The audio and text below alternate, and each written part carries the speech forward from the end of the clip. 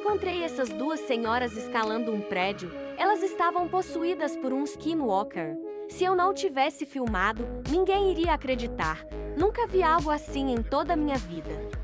Era para ser uma viagem de casal com a minha mulher, mas eu não contava que iria se transformar em um pesadelo.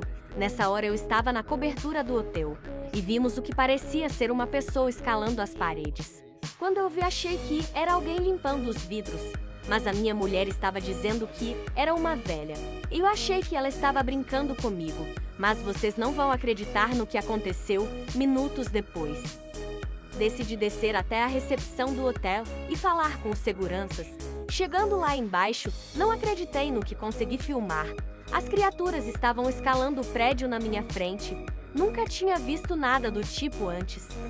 Se quiserem ver a parte 2 com a continuação, comentem muito nesse vídeo que irei postar.